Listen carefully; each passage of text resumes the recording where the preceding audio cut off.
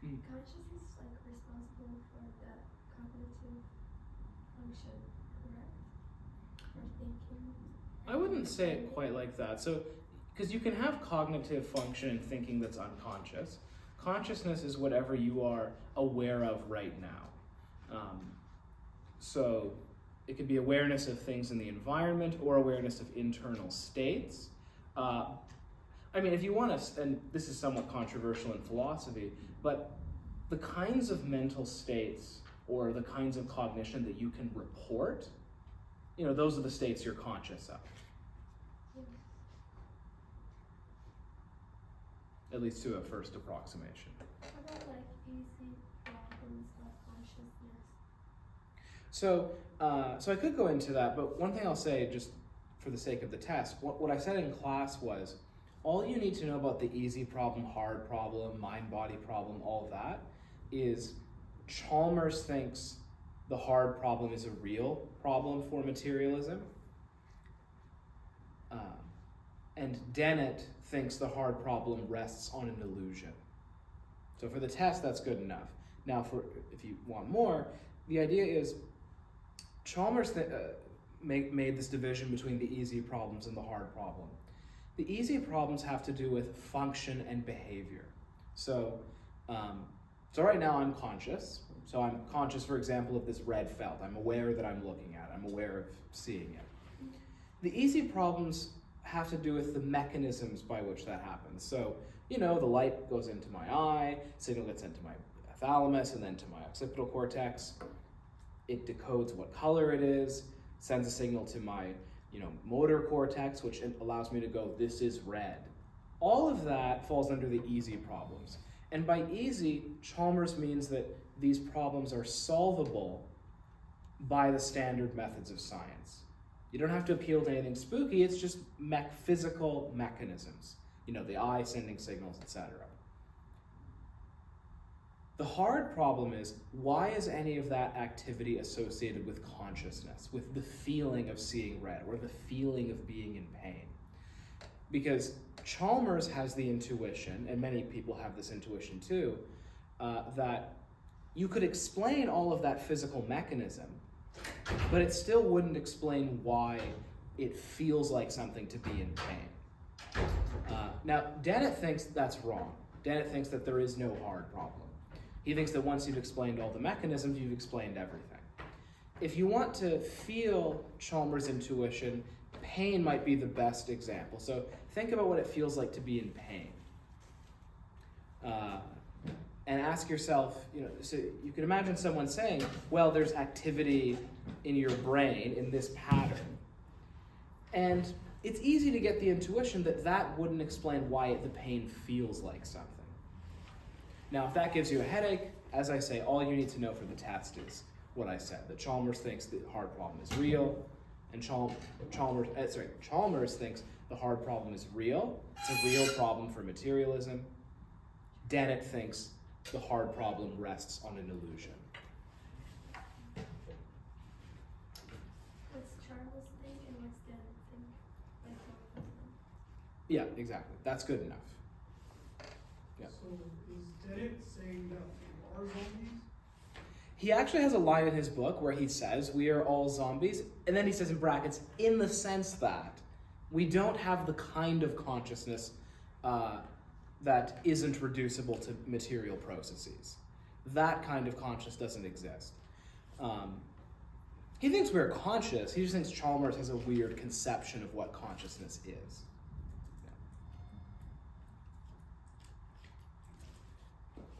I remember it because he has a footnote under that saying, please do not quote this out of context. Something to that effect. You also describe selective attention, which from chapter 4. Yeah, so it just means paying attention to one thing at a time. And when you're engaging in selective attention, it's easy to miss other things. So like the gorilla case. Now, in this class, a majority of people did see the gorilla, but at least for the people who did, maybe a third of the class, you're paying attention to the white shirts, and you're so focused on that, you miss the gorilla. And it also goes for blind spot, or is it Yep. So the eye. So there's the stuff in the front, that doesn't really matter. So this is the back of the eye. The retina has the light sensitive cells, it's like the rods and cones. But at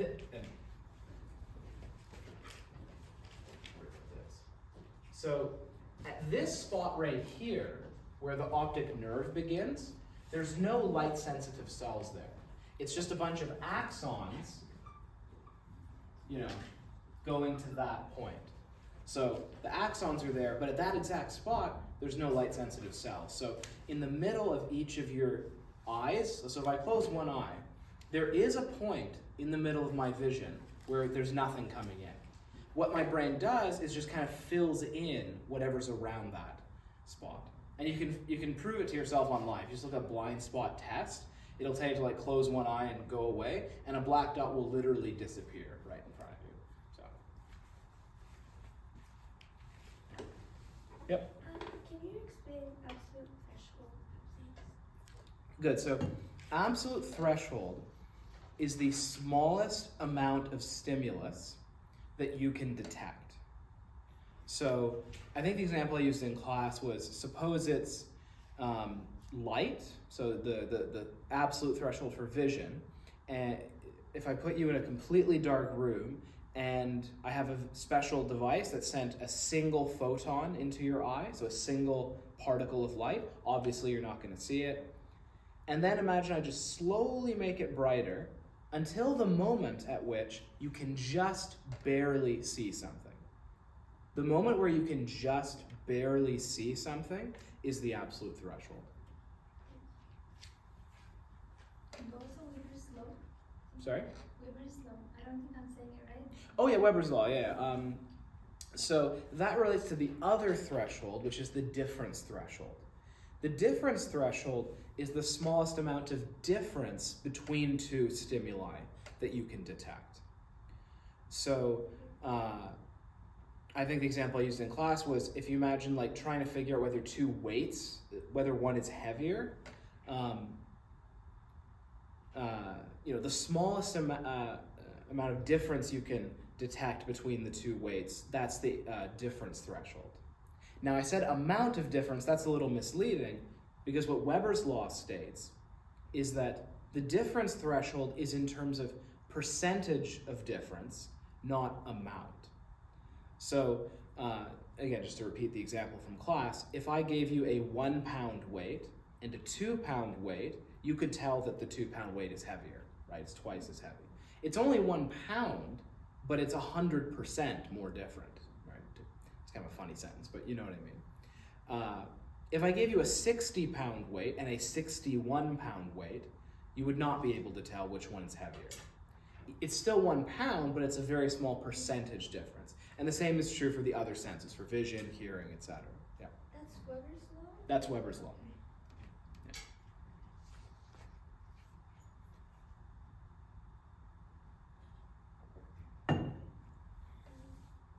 For the length of light waves and the amplitudes, I know in class we did like a little like a drawing chart. Do we need to know the chart? Like, oh, like this pattern means this. Or No. Like if it's separated.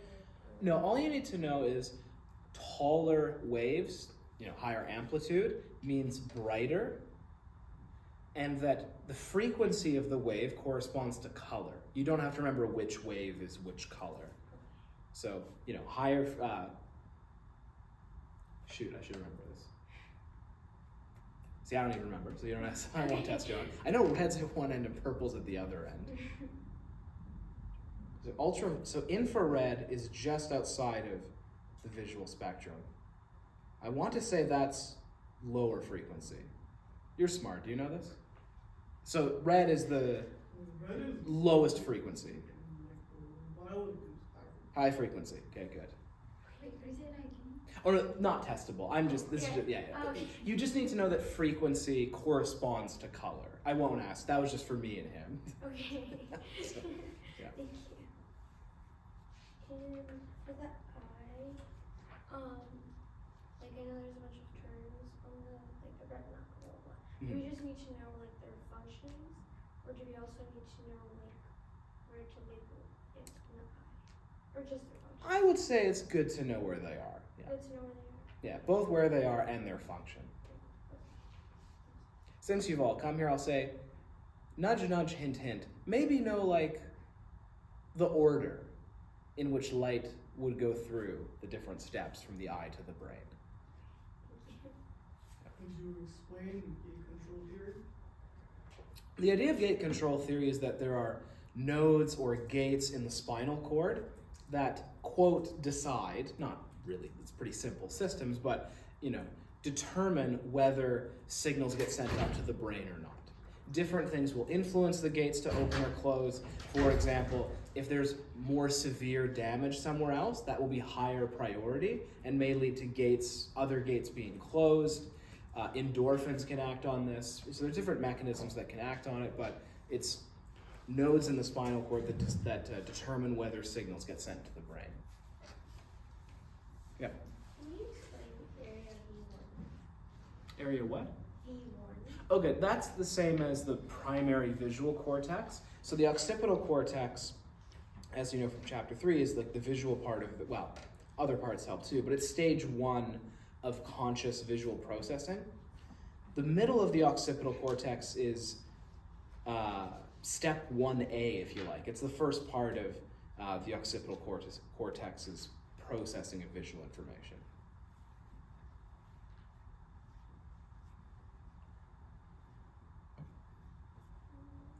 Can you explain the color opponent theory?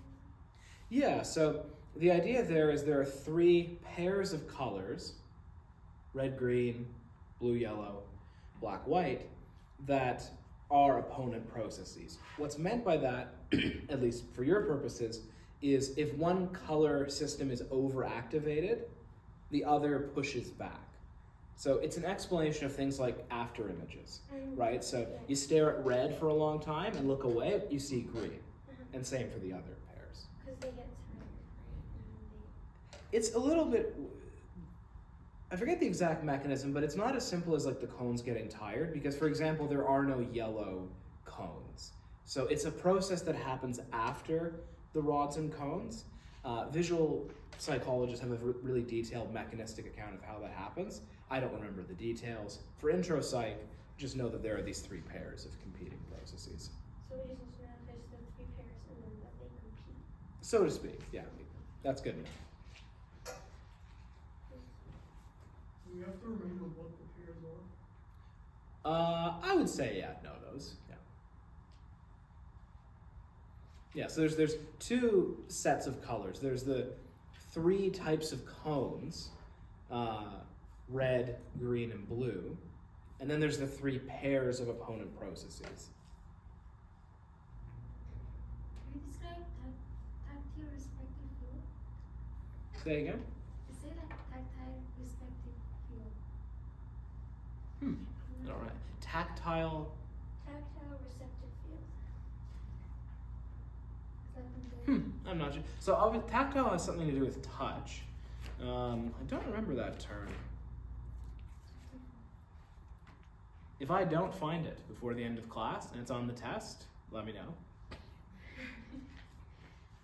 I have a pretty strong suspicion it will not be on the test. Okay.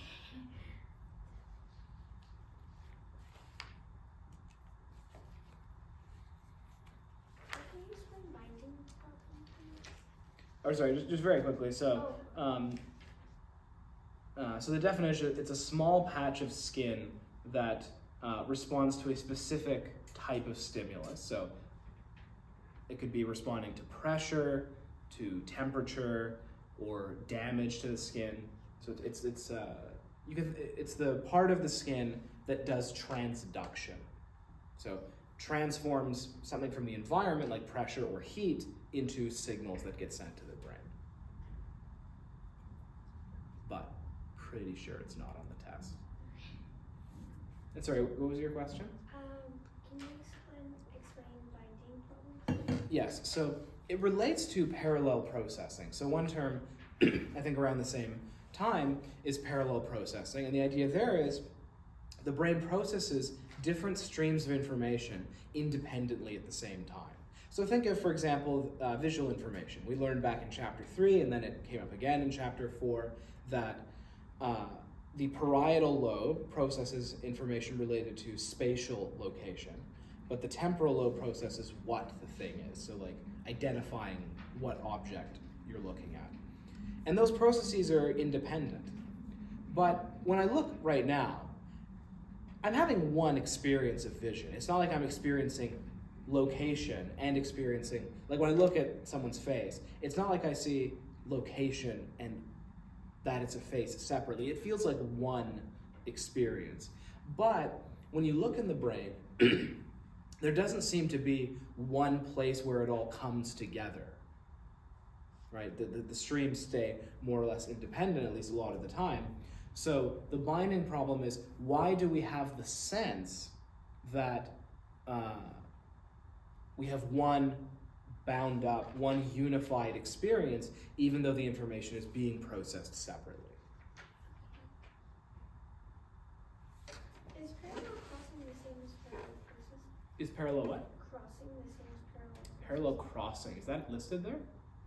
That might be a typo if it is. I don't think there's. I wrote it down, so Yeah. I copied it, so I guess so. Yeah, maybe. Yeah, I'm pretty sure there's no parallel crossing term. How about like parallel processing? Yeah, parallel processing is just like that thing I was saying where the brain processes different streams of information independently. So there can be one stream of information that's processing spatial location. So like I look at this chair and part of my brain is figuring out, okay, that chair is like this far away. A different part of my brain is identifying that that's a chair. And these are happening independently At the same time. at the same time. But there's no like specific place where it all just comes. Exactly. That's the Exactly, even though it seems like there is. Like I seem to be experiencing the chair and its location and everything else all at the same time. Even though if you look in the brain, there doesn't seem to be a place where it all comes together. Can you explain fit theory, please? Fit? Oh wait, sorry. Wait. I wrote it down like that to memorize it. Wait, I'll search it up, sorry. Oh yeah, no worries. In the meantime, can you explain gestalt perceptual? Oh no, sorry, monocular depth cues. Yeah, good. So depth cues, sorry? Okay, so the hardest dimension for the brain to figure out is the third one, is depth. So figuring out this is easy because your eyes get a two-dimensional image. Or to be more precise, a two-dimensional pattern of activation in the rods and cones. But your brain has to infer about depth. So how does it do this? There's two ways, monocular and binocular. Binocular cues are cues that require two eyes, right? Bisexual, bicycle, right, means two. Monocular means one eye. Now, the monocular cues will still work if you have two eyes open, but they work just as well if you close an eye. That's the idea. Whereas binocular cues only work if you have both eyes open. So do you want me to go through? So there's a list of monocular cues. So one simple one is, I think in this textbook it's called texture gradient, which is just if something is closer, it's more detailed. Right? So your brain, if something looks more detailed, your brain infers that it's closer. Now artists can manipulate this, right? So artists, what they'll do if they want something to appear closer, one thing they'll do is paint it with more detail. And then your brain will kind of go, oh, that looks closer. Another simple one is interposition. So, if you look at my two, this is really simple. If you look at my two hands, even if you close one eye, your brain doesn't have to do all that much to figure out that this hand is farther away because this hand is blocking part of it. You can't see like this part of my wrist. So you know this is farther away. And you close one eye, that still works, right? So there's other examples, but that's what monocular cues are.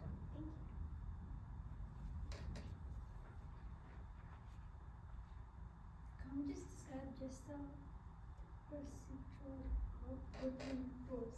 Yeah, so those principles are just about how we group things together.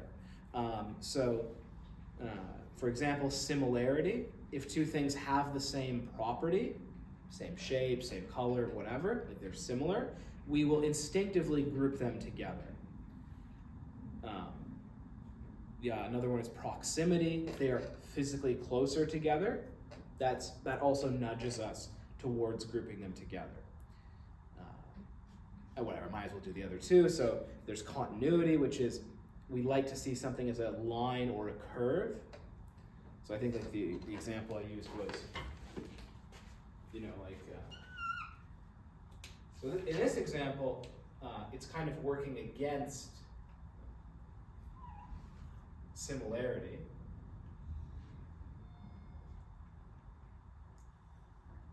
So when you look at this, you don't see like a triangle here and you tend to see a line here and a curve here, because we like to see continuous lines or curves.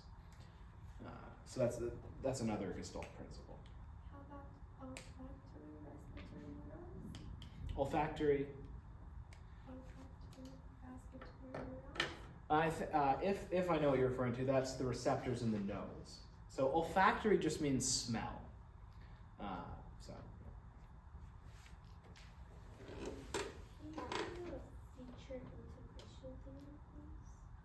Yes, I don't think I mentioned that in class. So that's one solution to the binding problem. And for your purposes, it's good enough to know that the idea is that attention is what binds the features together. Kind of simple, this book doesn't go into a lot of detail, but for your purposes, that's good enough. It's a solution to the binding problem that posits that attention is what binds features together.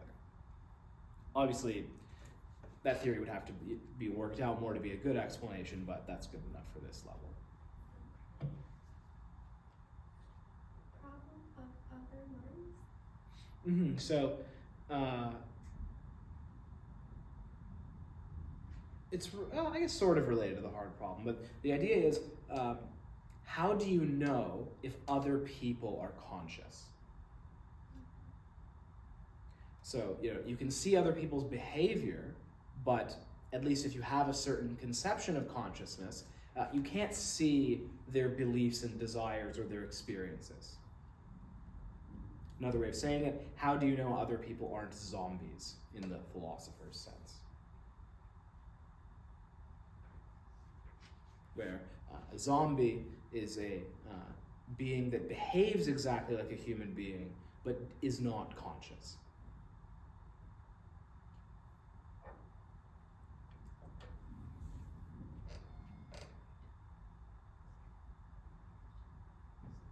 Is that connected to the easy problems of consciousness and the hard problems of consciousness? There's a kind of connection.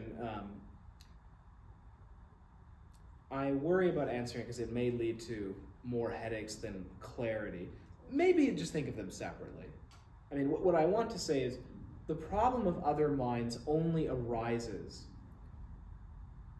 if you have the kind of conception of consciousness that Chalmers has, where consciousness is private in a special way that nothing else is. If you have Dennett's conception of consciousness, there really isn't a problem of other minds. Now, you don't have to worry about that for the test. If you want to treat them separately, that's perfectly fine, and probably at this level is better. And can you explain the difference for easy problems of consciousness and hard problems of consciousness? Oh, right, you came in later. So sorry, I said earlier, that for the easy problems versus the hard problem, all you need to know for the test is, because I say in class that's a bit advanced, so I kind of basically told you what the question will be. All you need to know is that Chalmers thinks the hard problem is a real problem, namely a real problem for materialism, and Dennett thinks the hard problem is based on an illusion.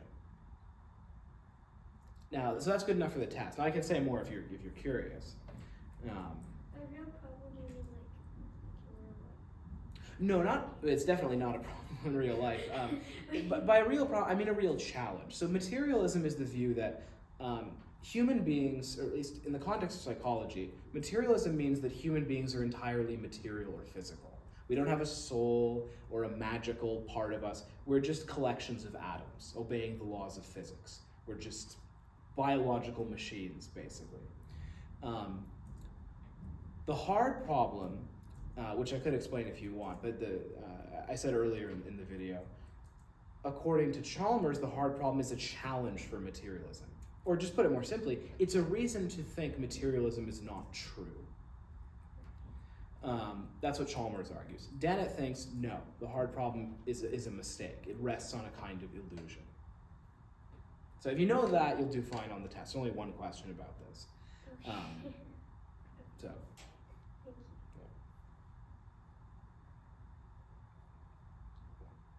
Can you describe what is a mirror test? Very simple. It's the test where you get an animal or a young child, put a mark on their face, and show them a mirror. And the question is, do they start touching it, or do they treat it as another animal? So only intelligent animals, by and large, pass the test. So it's used as a proxy measure for self-awareness.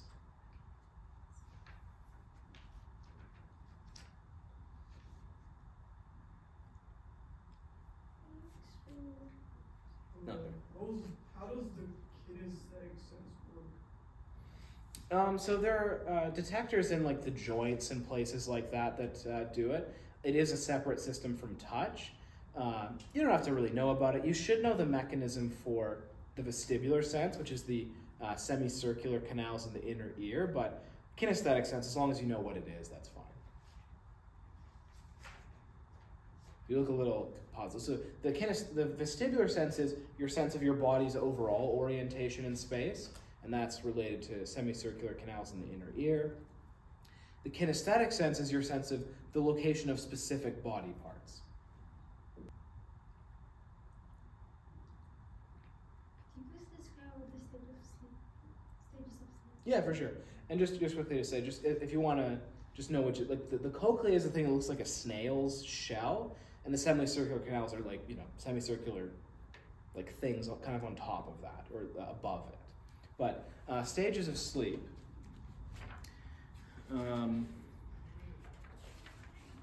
So what you should know for the test is the order. So it goes obviously stages 1, 2, 3, 4, and then back up to REM. And you should know the waves associated with each one. Now, off the top of my head, and if you have PowerPoint open or something, correct me, but when you start to get sleepy, you have alpha waves. Beta waves are when you're wake and alert. And then I'm pretty sure that stage 1 has theta waves. Can anyone confirm that with the PowerPoint? I'm not logged in. Anyways, I'm pretty sure of that. Double check the PowerPoint. And then stage 2 has sleep spindles, which are sudden bursts of waves that happen throughout.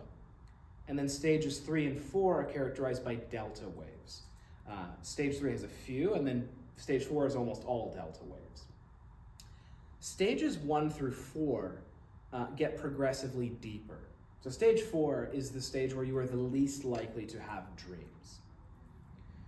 So it's the deepest part of sleep. If you get woken up, you'll be the most groggy if you were in stage 4. When it goes back up to REM, which is rapid eye movement sleep, that's the stage that is most similar to wakefulness. That's where you're the most likely to have dreams. So, yeah. So on the deepest sleep, you don't have dreams, on stage 4? Little to no dreams, yeah. Okay. You could have some, but it's the stage where you're the least likely to have dreams. And mostly on REM. Yeah, exactly. And then last thing to know is going through 1, 2, 3, 4, and up to REM, that's a sleep cycle. So there's 4 stages, but going through all of them and then back to REM is a sleep cycle. Yep. So I'm wondering about the waves. So you said that delta waves in stage 4, it's all delta waves? Pretty much, yeah. And in stage 3, there's only some delta waves? Yeah. Then what's the rest? So you don't have to know that. So you just have to know what each one is characterized by. I should know this because I did work in an EEG lab, but yeah, so I don't remember. So if I don't know it, I won't expect you to know.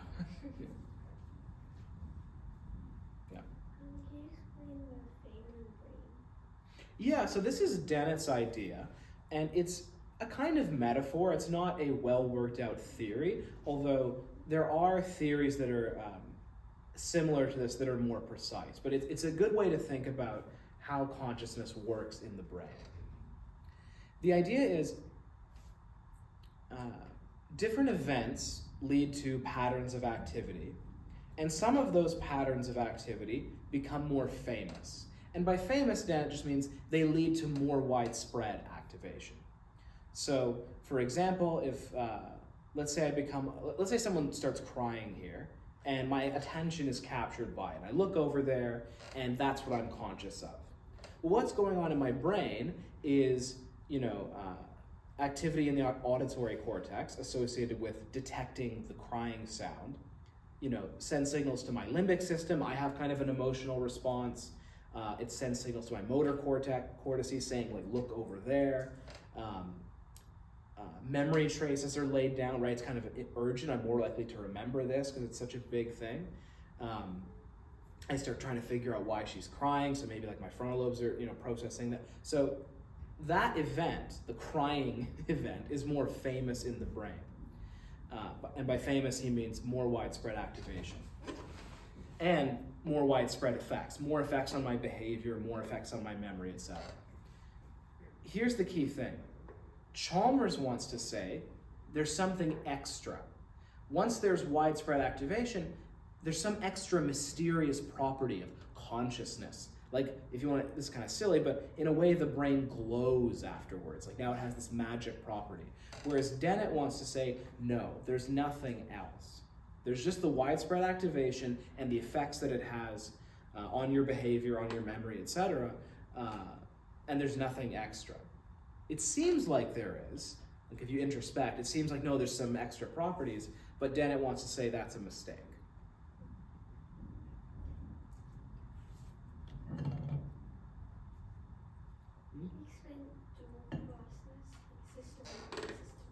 Yeah. So I mentioned in class, my dissertation was actually about this. So there are many theories in psychology that count as dual process theories. The basic idea, and it's an oversimplification, but it's a useful theory that explains various patterns. The idea is that the brain has two systems for dealing with problems or dealing with processing information. System 1 and System 2. System 1 is your brain's first reaction, so the kind of automatic, quick, intuitive thinking. System 2 is slow, careful thinking. System 1 is more so built out of habit. Like there's ways of thinking that have worked for you in the past, so you have kind of the instinct of using them to solve problems quickly. But sometimes System 1 makes mistakes, so System 2 is there to think more carefully and solve a problem slowly if need be.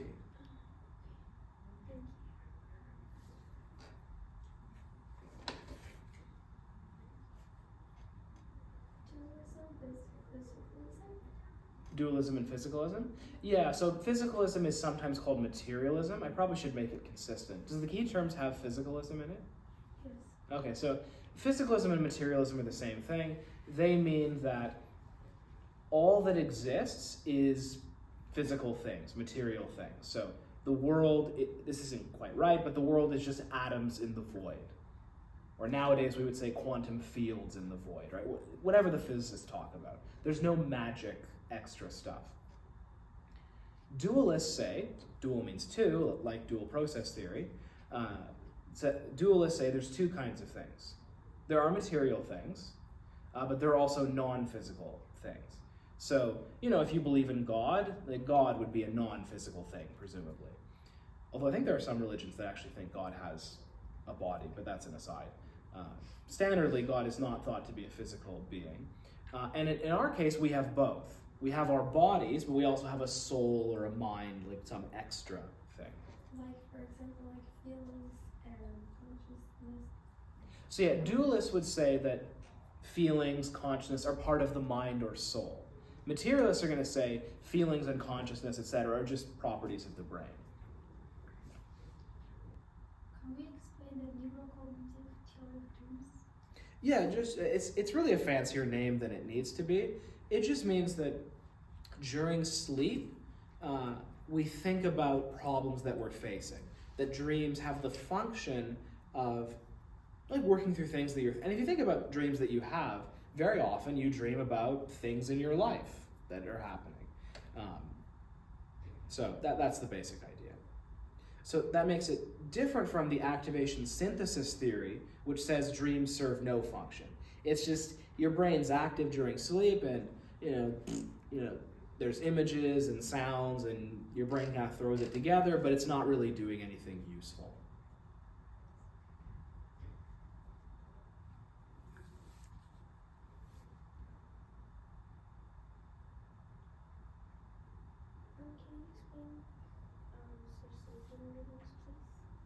Yeah, circadian rhythm is, the simple way to define it is your body's internal clock. So people will be different in some ways.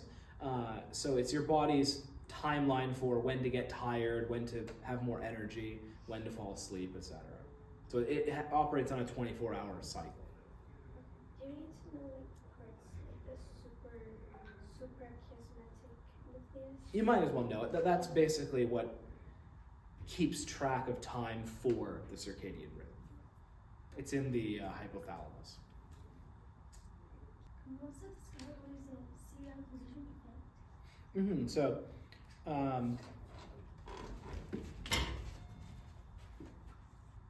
So the x-axis is the order that the word appears in. So is it at the beginning of the list or the end of the list? And then the y-axis is how many of the words do you remember, or how good is your memory of those things? And you find something like this. So the things at the beginning of the list you remember better, and the things at the end of the list you remember better. The things in the middle you remember the worst.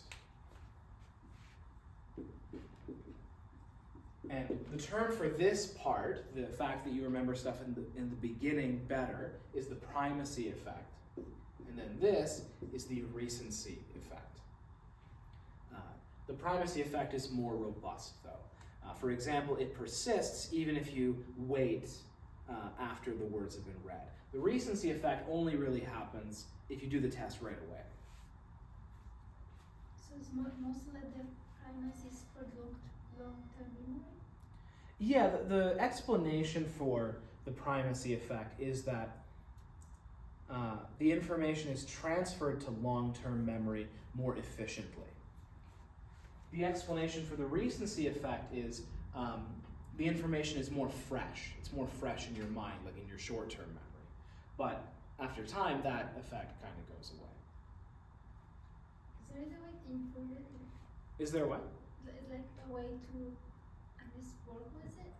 Let's say it's like for a short memory, and we want to try to make it for a long. Oh, sure. So are you asking, is there a way to? So Use it. there's lots of techniques in the book that help with memory. That's what the term mnemonic means. So a mnemonic is a technique for improving memory. And yeah, I mean, there's tons. So like, like visualizing things helps. We talked about how thinking about the meaning is better. Yeah, so there's several in the beginning of the chapter. One that's relevant for short-term memory is chunking. So short-term memory for most people can hold about 7 meaningful units of information. And there is not good evidence that you can expand that number. But what you can do is expand how big the meaningful units are. The example I gave in class was, I showed a picture of like a long series of random letters, and I said, who here thinks they can memorize this? And it's like, no one.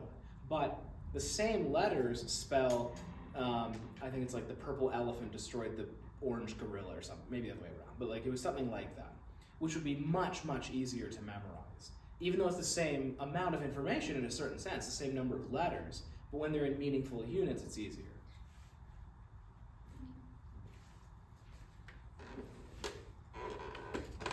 Yep. What terms is David Charles versus Daniel Dennett? So what do we need to know? Yeah, like I said earlier, just that Chalmers thinks the hard problem is a real challenge, problem, or you could say objection to materialism, and Dennett does not. Dennett thinks it's an illusion. That's good enough for the test. Yep. In the dichotic listening test, does that mean the information passed straight from sensory memory and long-term memory, without going to short-term first? No, yeah, it would go to short term first. Yeah. Yeah, because what determines, I guess the way to, so what determines what goes from sensory to short term is whether you pay attention to it. And the way to think about it, and it's a really good question, the way to think about it is, if it's your name, it grabs your attention. Otherwise, it just kind of, floats out of awareness, and it doesn't get stored as either short or long-term memory. So I was wondering about the dichotic listening test from chapter 5. Mm-hmm. And because the point is that they weren't paying attention to the other one, right? Yeah, so the idea, yeah, exactly. So you're paying attention to this ear. Your name appears in this ear. This ear is still registering the information. It's still registering the sounds coming in. You're just not paying attention to it. But if it's your name, it grabs your attention, is the way to think about it. So think of Dennett's like fame in the brain, right, as one. Now he's talking about it in the context of consciousness, but it's a similar idea. Your name, gets registered, and therefore leads to more widespread activation. That's this is kind of a deeper question. You wouldn't need to understand what I said to do well in the test, but it's a good question, and I think that would be the way to think about it. Yep. Can we describe about amyloid plaques first? All you need to know is that it's a neural marker of Alzheimer's disease, along with, and this is the hard one to pronounce, neurofibrillary tangles. Oh, and low acetylcholine. Yep. What was the condition for the Hermie malady? Like retrograded amnesia or the antrograde? Which one was it? Yeah, so both of them are problems with long-term memory, but they have to do, here's what I think about it. So there's the accident. So someone hits their head. Let's say they hit their head. If they hit their head and they forget things from before they hit their head, then it's retrograde amnesia. If they hit their head and they can't make new memories after they hit their head, that's anterograde. Do you know A delta fibers and C fibers? Yes. So the first one is you can think of it as like A is earlier in the alphabet, and it's the one that gets activated first. A fibers or A delta fibers are what are behind the quick, sharp pain, and C fibers are the slow, achy pain. Yep. And I'm wondering, are there B fibers? I actually have no idea. Maybe. Yes, I would think. I don't know. I've never heard of B fibers, but I don't know.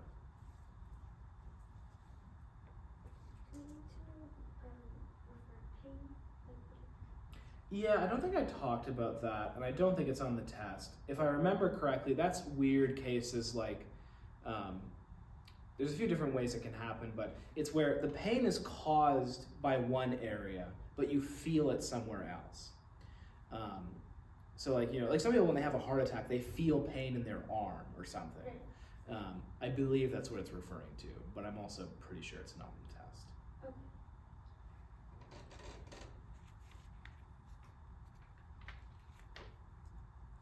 Can you explain? Oh yeah, I'm just double checking that. I found the key term. Yeah, I think you're right. Yeah, I'm looking at the thing, yeah. Yeah, actually, yeah, it literally gives the heart attack example, so. Oh. Can you explain proprioception? Or the kinesthetic sense? Yeah, so they're synonymous. So kinesthetic sense is your sense of the location of body parts. Oh, okay. Can you sense pain? Absolute threshold and reference threshold?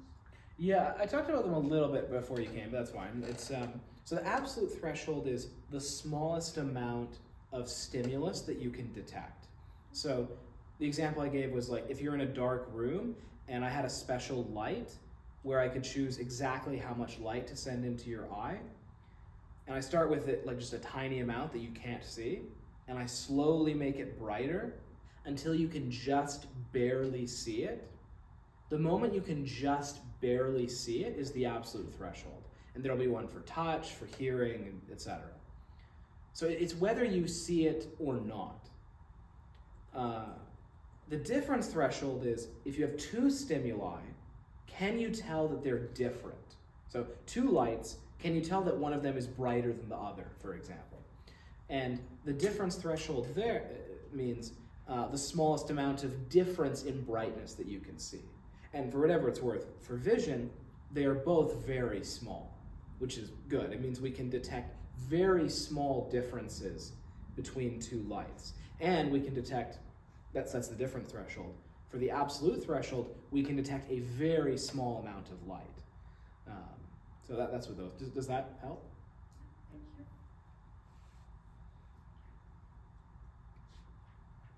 Yep. I can't remember if I asked about water processing. No, I don't think so. So in both of these, the bottom is sensation, or the down part. So just raw incoming sensation.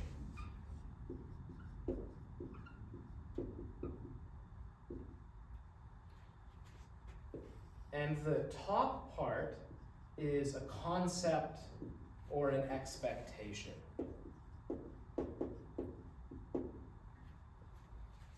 Bottom up is probably what most of you think perception is like. And it often works like this, at least partly. This is, you start with sensation and you work your way up to the concept. So the example I used in class, I look at an apple and my brain goes, okay, it's red, it's round, it's got a green thing. Oh, it's an apple. Another analogy might be if you're putting together a jigsaw puzzle, you don't look at the picture, you just try to build it up like piece by piece. Top down, you already have an expectation of what you're going to see. You're starting with this, and you impose that on the incoming sensation. So, one silly example I used as an example of how you're doing this all the time. Right now as I speak, your brain is trying to predict the words that will come out of my.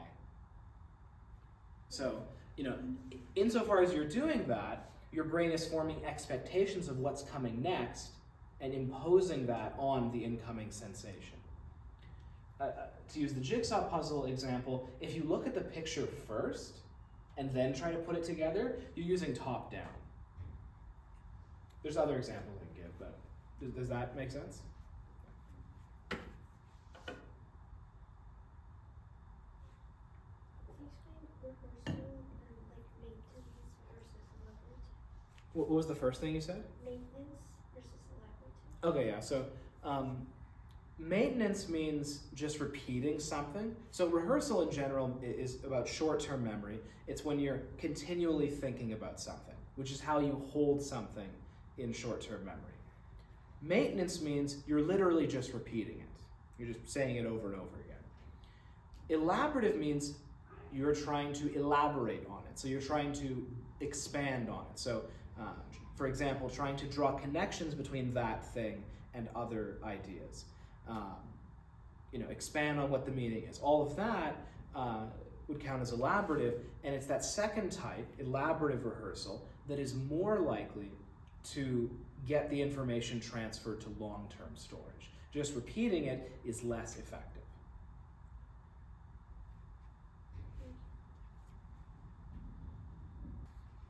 Yes? What's the fMRI yes, no case study? fMRI what? Yes, no case study. Oh yeah, no, this is a fun one. So this is kind of extreme case of locked body syndrome.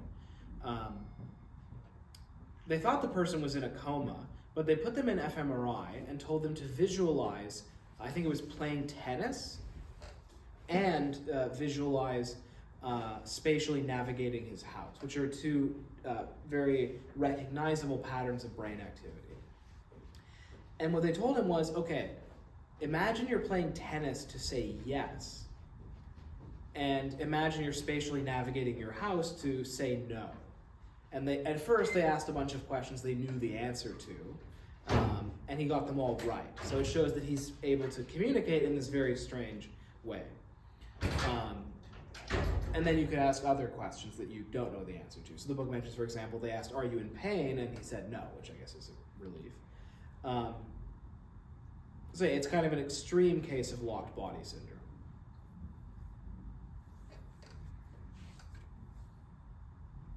Can you please describe what suggestibility? This what? Suggestibility. Oh, suggestibility. So this is, I think it's brought up in a few contexts, but the context in which it's brought up, is this in chapter 5? 6. Oh, chapter 6. Okay, in that case, it's probably brought up in the context, so I should say, in general, suggestibility means how open to influence are you? So in the context of hypnosis, it means how easy are you to hypnotize. In the memory chapter, I think it comes up in the context of Loftus's theory of memory, and it's about how much your memories can be altered by misinformation or leading questions or things like that. What is the rebound effect of thought suppression? I wouldn't worry about it. I'm quite sure it's not on the test. It's kind of a goofy idea. I mean, there's evidence for it, but I don't want to say this, but I'm going to say it anyways. Like, some researchers do some pretty. All it is, it's a phenomenon that every grade 6 boy knows about. It's like that. You tell someone, "Hey, try really hard to not think about purple elephants." So people have decided to do studies on this, and they find exactly what you'd expect.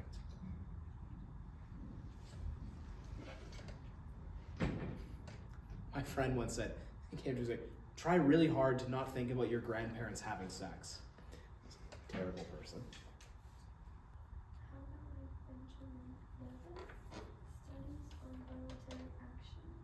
Yeah, the one sentence thing you'd have to know about Benjamin Libet is he found that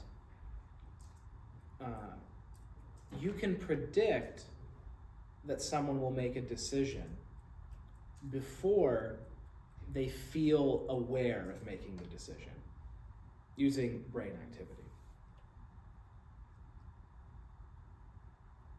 You can predict.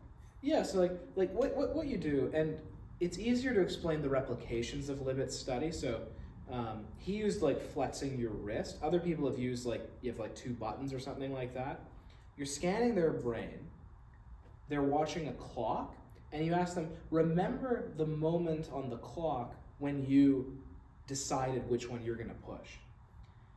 They can predict with maybe 60% accuracy, so nothing crazy, but they can predict which one you're going to do several seconds before you feel aware of making the decision.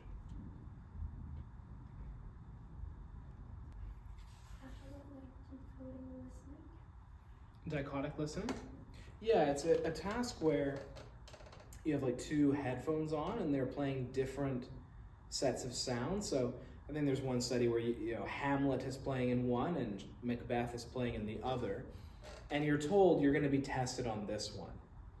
And given that, people focus on this one and they don't they're not aware of anything they hear in this ear, except for some spooky things. So someone asked about this earlier. If your name is in this one, that will grab your attention and you'll remember that. But for the most part, if you're told that you're going to be tested on this one, you can only really pay attention to that.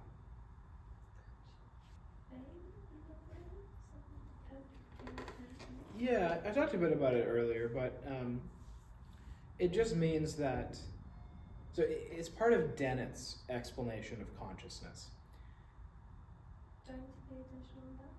Yeah, no, fame in the brain is good to know. So fame in the brain is the idea that, so let's say I've become conscious of something. So, like a fire starts over there. So it starts off as maybe, let's say I hear the crackles first. So the event starts in auditory cortex and leads to widespread activation, right? It leads to me, to my motor cortex, making me look over here. It causes me to have an emotional reaction, so it sends signals to the auditory cortex. It's very memorable, so traces are laid down in memory. There's a whole host of effects. And the idea is that event, the fire, is more famous in my brain. My brain is doing other things too, but there's widespread activation caused by the fire. So that's what I'm conscious of.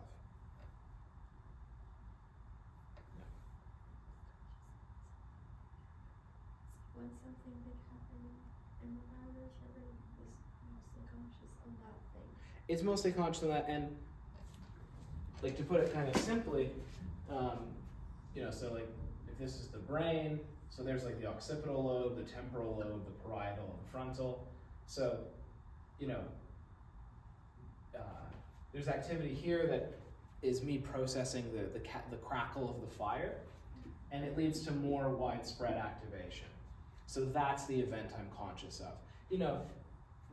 I have a itch in my toe, but I'm not really thinking about it. So that event's happening here, but it's not famous. That event is not leading to widespread activation. So famous just means widespread activation in the brain. Like, for example, on the test question, you're going to give, for example, a story, and I will have to think which term is best. It's like an example. That's possible, yeah. Or just like, Well, it'll be like, you should have a sense now what the questions will look like. So it'll be like the prior two tests. So the multiple choice questions will be similar in terms of their structure and their difficulty. There will just be more because it's 60 instead of 40. But as far as what the questions look like, it'll be pretty similar to tests 1 and 2. How about like minimal consciousness? Good, so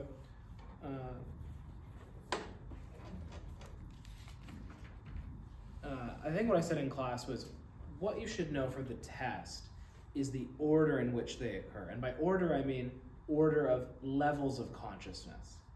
So the lowest is coma, other than being dead. So coma, the person is completely, their body and brain are completely unresponsive. One level up from that is a vegetative state, which is they respond, but it doesn't seem intentional or purposive. You might poke them, they might but it's kind of unpredictable, and it doesn't really seem to have any intention or purpose. Minimally conscious state, which is the one you asked, is they do respond, and sometimes it seems to be on purpose or have some meaning behind it, but it's inconsistent and still not very much.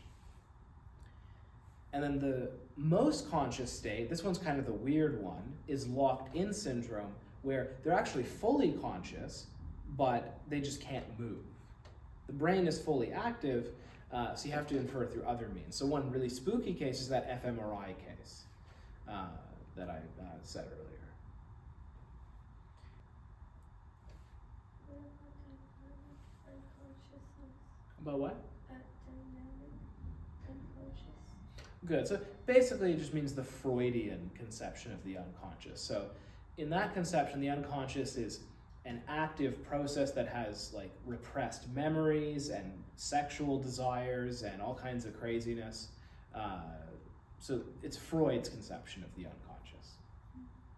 Whereas the cognitive conception of the unconscious is more a computational one. It's just that your brain is processing information in ways that you're not aware of, but it doesn't have any of like the mom stuff or that kind of thing. How about dual process theories? Just that that's the idea that your brain has two systems. One which is called system 1, which is your first response, which is quick and intuitive, and system 2, which is slow and careful and reflective.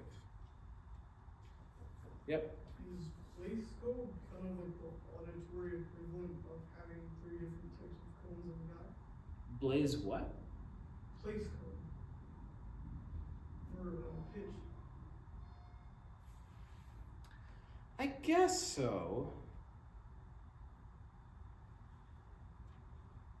Yeah, I guess I see what you're saying, yeah, because it's a different part that responds to a different frequency. So now the only reason I'm hesitating is I think the mechanism might be like when it's a higher frequency, it touches a certain part sooner or something.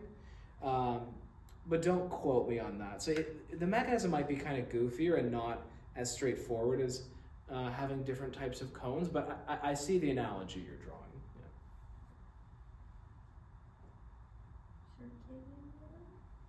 Yeah. It's your body's clock. So like a sense of when it's time to sleep, etc. Altered state of consciousness? So just a broad term that includes really a big chunk of the consciousness chapter. So any state of consciousness that's different from ordinary consciousness. So the big ones are sleeping and dreaming, drugs, and hypnosis, like that. Those are all altered states of consciousness.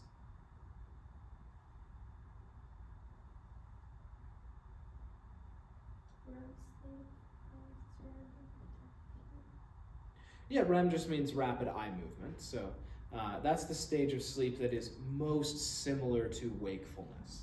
And it's also the stage in which dreams are most likely to occur. Do I need to know like every term for like regarding sleep? Yep. Yep. Those are all testable. Manifest content. Good, yeah. So manifest, this is a good question. So manifest and latent content. This relates to Freud's theory of dreams. So Freud thought that even during sleep, we engage in some amount of repression. The unconscious comes up a bit, but only symbolically. So, if you hate your father, for example, because you're jealous because he has your mom, you're not going to dream directly about stabbing your father, but it'll come up symbolically. Maybe you'll dream that you're fighting a lion or something. And so the manifest content would be you fighting the lion. The latent content is you're mad at your dad, for example.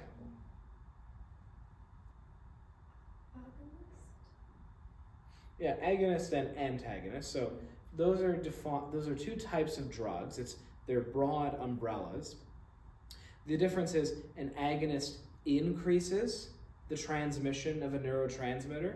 So like cocaine is a dopamine agonist, so more dopamine gets transmitted. And an antagonist is a drug that reduces the transmission of a neurotransmitter. I should say agonists can also mimic, it may not be literal dopamine, but it can also be chemicals that function the same way as dopamine. But broadly speaking, that's the difference.